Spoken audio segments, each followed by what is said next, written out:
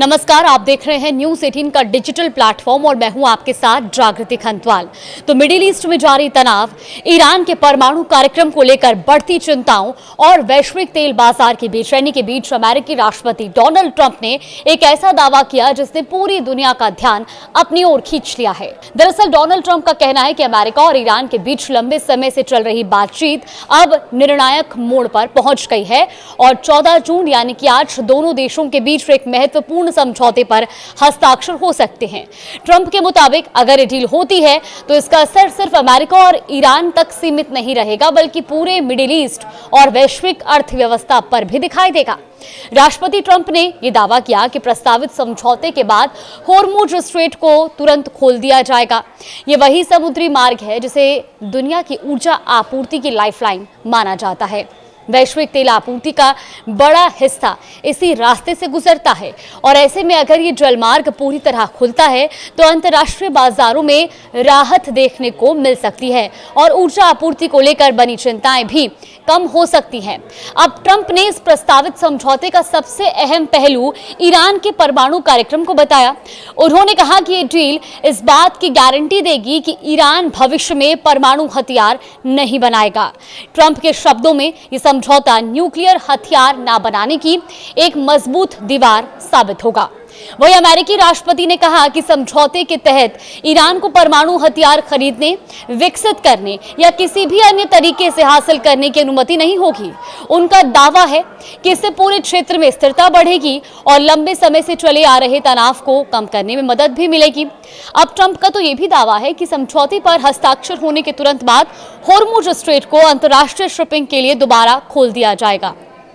इस घोषणा को वैश्विक व्यापार और ऊर्जा के नजरिए से बेहद महत्वपूर्ण माना जा रहा है क्योंकि दुनिया के कई देशों की अर्थव्यवस्था इस समुद्री मार्ग से गुजरने वाली तेल आपूर्ति पर निर्भर करती है। अपने social media platform truth social पर ट्रंप ने यह लिखा कि अमेरिका भविष्य में ईरान और पूरे मिडिल ईस्ट के साथ मिलकर काम करने को लेकर आशावादी है।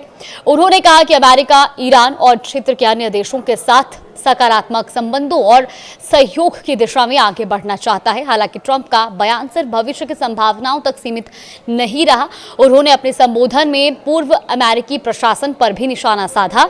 ट्रंप ने पूर्व राष्ट्रपति बराक ओबामा के कार्यकाल में ईरान के साथ हुई वित्तीय समझौते का जिक्र करते हुए कहा कि इस बार किसी प्रकार का प्रत्यक्ष वित्तीय भुगतान नहीं किया जाएगा। उन्होंने यह भी दावा किया कि ओबामा प्रशासन के दौरान ईरान को सैकड़ों अरब डॉलर का भुगतान किया गया था, जिसमें 1.7 अरब डॉलर की राशि भी शामिल थी।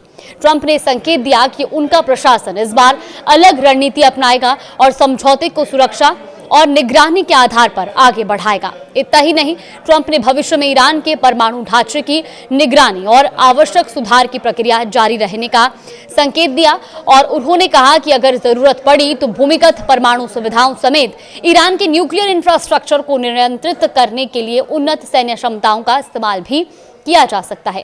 वही अपने बयान के आखिर में ट्रंप ने चेतावनी भरे अंदाज में कहा कि अगर परिस्थितियां अनुकूल नहीं रही तो उनके पास दूसरे विकल्प भी मौजूद है। यानी जहां एक तरफ उनके संभावित शांति समझौते की बात की तो वहीं दूसरी तरफ ये भी स्पष्ट कर दिया कि अमेरिका अपने रणनीतिक और सुरक्षा हितों को लेकर किसी प्रकार का समझौता नहीं करेगा। अब पूरी दुनिया की नजरें आज यानी कि 14 जून पर टिकी हैं और सवाल ये है कि क्या अमेरिका और ईरान के बीच वास्तव में ऐसा ऐतिहासिक समझौता होगा जो वर्षों पुराने तनाव को कम कर सकेगा और क्या होर्मुज स्ट्रेट दोबारा पूरी तरह से खुल पाएगा और क्या ये डील मिडिल ईस्ट में स्थिरता की नई शुरुआत साबित होगी। इन सभी सवालों के जवाब आने वाले समय में सामने आएंगे। फिलहाल आज 14 जून की तारीख पर हर किसी की निगाहें टिकी हुई हैं क्योंकि आज स्पष्ट हो सकता है कि क्या जो मिडिल ईस्ट का तनाव है वो कम होने की ओर है या फिर ये और ज्यादा भयावह मोड़ लेने वाला है।